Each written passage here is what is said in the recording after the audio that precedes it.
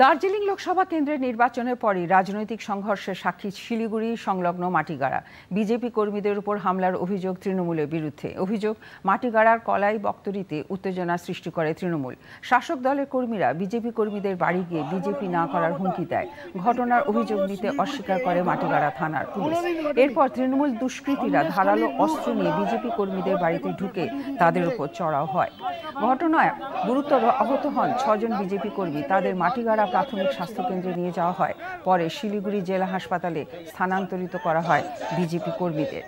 শাসক দলের সন্ত্রাসের প্রতিবাদে মাটিগাড়া থানা ঘেরাও এবং অবস্থান বিক্ষোভের কর্মসূচি নিয়েছে জেলা বিজেপি। প্রেসিডেন্টের বাড়িতে গিয়ে রীতিমতন ধমকাধমকি করে। কেন ভোটের দিন তারা বিজেপিতে ভোট করিয়েছে মানে ভোটের বুথ অফিস বসিয়েছে। পাশাপাশি জয় শ্রীরাম স্লোগান কেন দিয়েছে? জয় শ্রীরাম স্লোগান দিলে নাকি বাড়ির মহিলাদেরকে তারা রেপ করবে।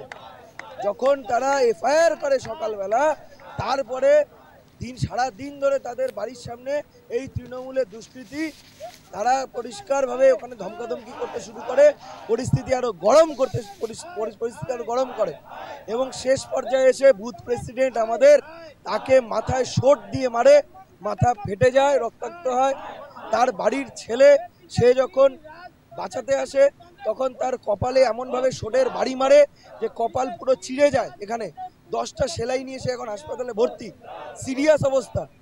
এবং তার বাড়ির যে মহিলারা এবং পাড়ার যে স্থানীয় মহিলারা, সাধারণ মানুষ, বিজেপির কর্মীরা তাদের 2 জন মহিলাকে হাতের মধ্যে এমনভাবে শট দিয়ে মারে যে হাতের শিরা ফেটে যায়। এবং আমাদের এক কার্যকর্তাকে পিঠের মধ্যে শটের বাড়ি মারে, পিঠ পুরো ফেটে রক্তাক্ত পরিস্থিতি।